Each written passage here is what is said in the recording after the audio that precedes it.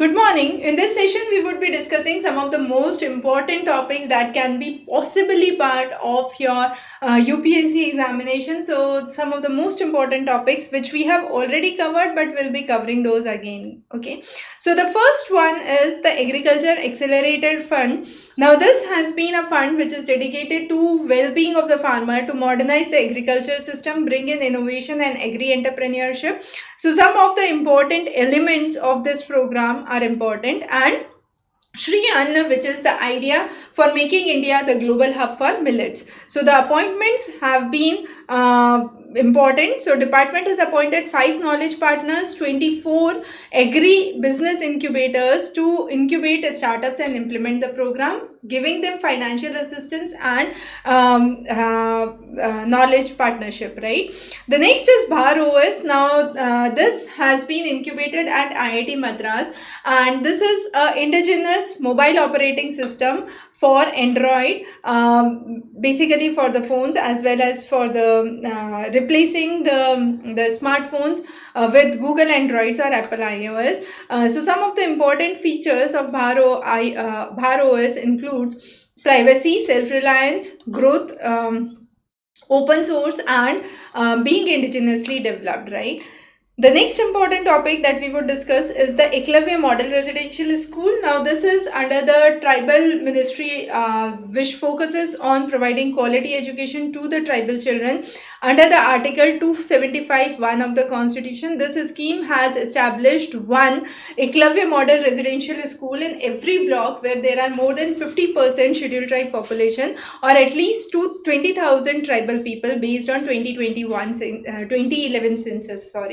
Now, this is one of the major developments which is seen for education and therefore important, specifically in the areas of northeast, hilly terrain, Naxalist areas. This has been very important. The next is National Green Hydrogen Mission. Under the leadership of the government, it is with an idea to develop green hydrogen and even export it. Now, some of the important objectives includes targeting 5 million metric tons per year by 2030, reducing the dependence on fossil fuels, decarbonizing the major sectors, developing green hydrogen for export purpose, and increasing the employment to 6 lakh people in the new sector.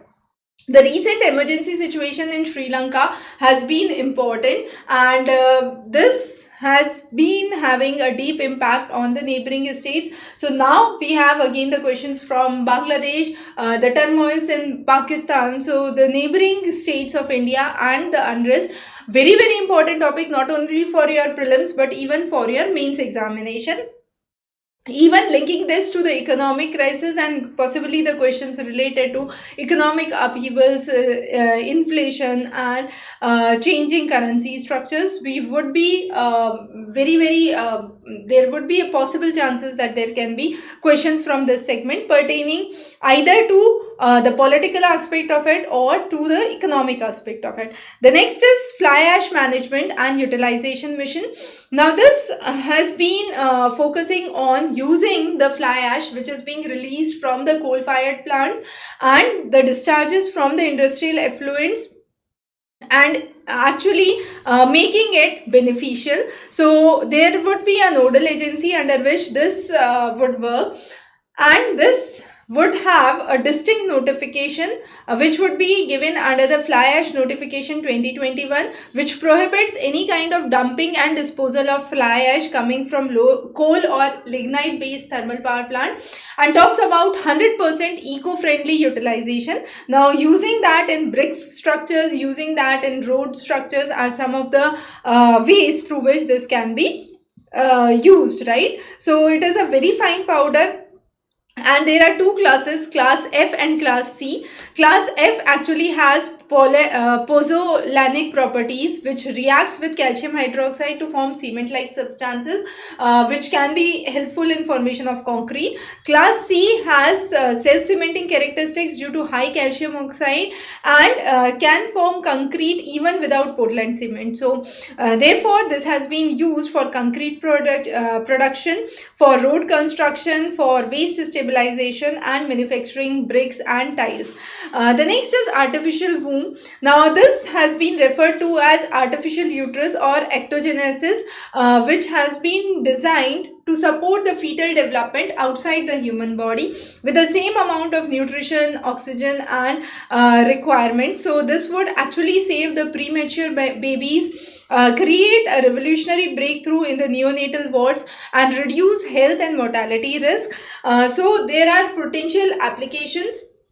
As we said, some of these we have already discussed, but again, the infants can continue developing, then can continue to develop and actually have the facility to breathe independently. So this has important developments, but has on the other front ethical issues and issues with legal rights. In news, right? The next is the new India literacy program. We have already discussed this previously. Here there are two concepts, literacy and full literacy. So this new India literacy program talks about full literacy, focusing on 5 components: foundational literacy, critical life skills, vocational skills, basic education and continuing education. Now, the next is UNEP Frontier Report and UN Environment Report. Now, this talks about the environmental challenges that we are facing and the emerging technologies which are affecting the global climate. So, the State of Global Climate 2023 was issued by World Meteorological Organization, considering that 2023 was officially the hottest year on record, with the temperature surpassing the pre-industrial level by 1.45 degrees Celsius. And based on this, the Crisis Climate Change Report has been published. The next is India Central Asia Summit. Now, this was a dialogue between 5 Central Asian countries with India, and that was Kazakhstan, Kyrgyzstan, Tajikistan, Turkmenistan and Uzbekistan, to promote trade, regional issues, people-to-people connect and energy issues. Now, under this, there was a north-south transport corridor, including the use of Iran's Chabar port, talking about investments in pharmaceutical and tourism to combat terrorism and bring in regional stability and check the challenges. The next is India-France roadmap for blue economy in the field of Sagarmala Pariyojana, which is being developed. So, setting up this partnership would open the blue economy, would help better sustainable growth for coastal and water infrastructure, and bring in innovation and scientific development in the field. So, it would support the India's mission for sustainable development goal and ocean technology. The next one that we would focus on is the Election Law Amendment Bill. Now, this was passed in 2021. Now, the recent new income tax bill again becomes very, very important. It would be released shortly. So, definitely important for your upcoming examination. The next that we would discuss here is the election law. Now, the concerns relating to the disinfringement, privacy, consent, electoral integrity and the judgments by Supreme Court. The features and the concerns are important. The next is NASSCOM's report on startups in India. Now, this was a report generated called as India's Generative AI Startup Landscape 2024. Now, this talks about India being at the 3rd spot in the world's largest startup ecosystem, 2nd highest number of unicorns, and in the global generative AI boom, we are seeing numerous startups from H1 CY 2023 to the various investments coming in, shaping the generative AI and expanding the generative AI. Now, the key trends in the generative AI talks about being driven by 3 services: infrastructure, applications and services, and 3 segments that would survive post AI, that are mainly the ones who are generating the AI themselves, the energy sector and the biologists. So those are some of the important challenges in terms of employment crunch as well that AI could possibly generate, where we are saying that with AI coming in, the actual workload of the person would reduce to 40 hours a week or 3 days a week for the same amount of output that could be generated.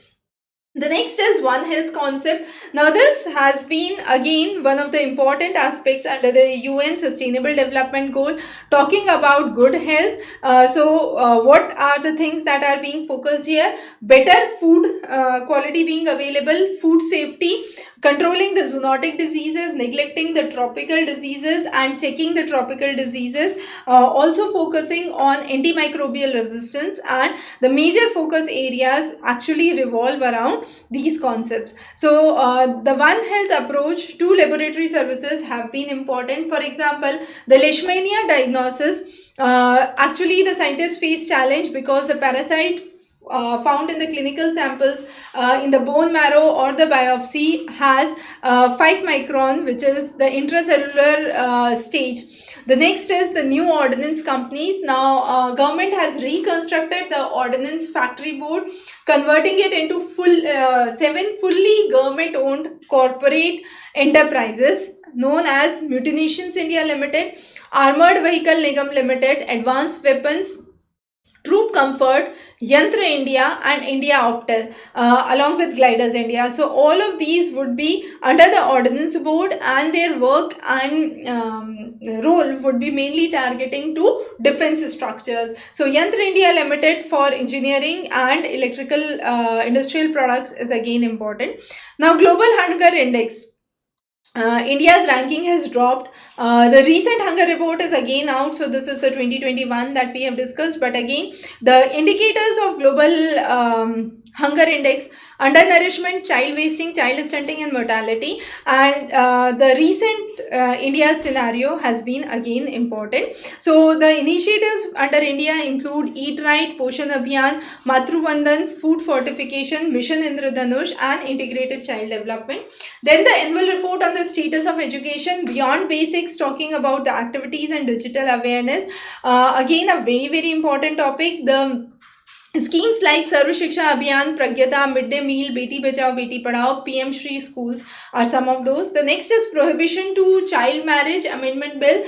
Now, this talks about minimum age of marriage for females to 21 years and the effectiveness of the laws. The minimum age of 21 is higher than the legal age, which is 18. Now, Supreme Court has affirmed that right to marry is a fundamental right for adult, but there are questions on raising the age. So, the legal age, which remained 18 years since 1978, there were a quarter of women who were married in the age group of 20 to 24, who were in the age group of 20 to 24 were married before reaching 18 years of age.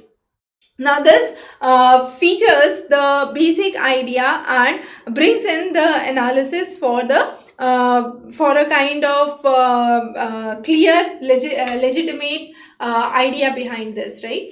The next is Sahel crisis. Now, Sahel, there was a grave humanitarian emergency in the Sahel areas of Africa, mainly the semi-arid areas of Mali, Niger, Chad, Burkina Faso, focusing on the issues of poverty, inequality, food insecurity, high conflicts, demographical pressures, corruption, and climate change. So, highly vulnerable areas, and it has created severe unrest, violence, and human rights violations in the region. The worst bearers are the women and the children and the old age people there. The next is G20 summit hosted in Delhi under the idea of Vasudhaiva Kutumbakam, one world, one earth idea, with inclusive growth, digital transformation, green development, and women-led development as the major pillars. So, the major outcomes include formation of G20 to G21 with inclusion of African Union, Global Biofuel Alliance, which was formed, and then there have been numerous cooperative efforts which have been seen between India and United States. So, those were some of the topics. Few of those we already talked about in our previous expected topics, but yes, these appear to be really, really important for your upcoming examinations. So, prepare these well and wish you all the good luck. With this, we complete our series of 20 lectures on expected topics before your upcoming mains examination. The handouts for all of these would be available on Examrace current affairs section. So don't miss. Thanks for joining in. Have a wonderful day. Thank you.